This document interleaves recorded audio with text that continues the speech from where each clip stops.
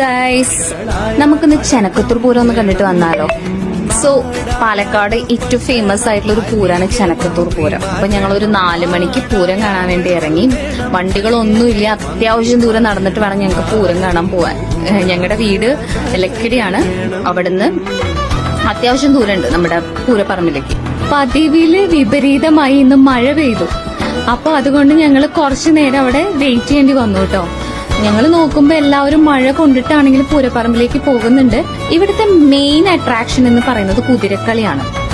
ഈ കുതിര, ഇതിന്റെ പേരാണ് പണ്ടാരക്കുതിര. ഇതാണ് ഇവിടുത്തെ ഐഡന്റിറ്റി. ചെനക്കത്തൂർ പൂരത്തിന്റെ ഐഡന്റിറ്റി എന്നാണ് പറയാ.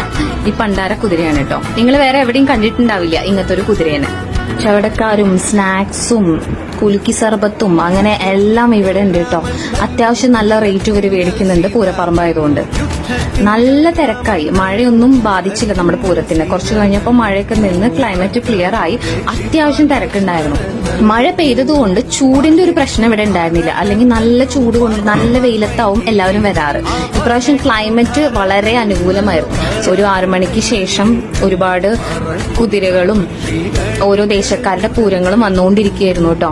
കുട്ടികളായിട്ട് വന്നതുകൊണ്ട് തന്നെ ഫാൻസി കട, ടോയ് ഷോപ്പ് ഒന്നും ഞങ്ങൾ ഒഴിവാക്കിയില്ല. എല്ലാം അവിടെ നിരത്തി കയറിയിട്ടാണ് ഞങ്ങൾ വീട്ടിലേക്ക് വന്നത്. പാലക്കാടുകാരെ സംബന്ധിച്ച് ഏറ്റവും പ്രധാനപ്പെട്ട ഒരു പൂരം തന്നെയാണ് ചെനക്കത്തൂർ പൂരം.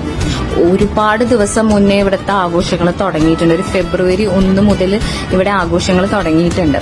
അത്യാവശ്യം നല്ല തിരക്കുള്ള ഫേമസ് പൂരമാണ് നമ്മുടെ ചെനക്കത്തൂർ പൂരം. ഇനി കാണാത്തവരുണ്ടെങ്കിൽ എന്തായാലും മസ്റ്റായിട്ട് കാണേണ്ട ഒരു പൂരമാണ് കേട്ടോ.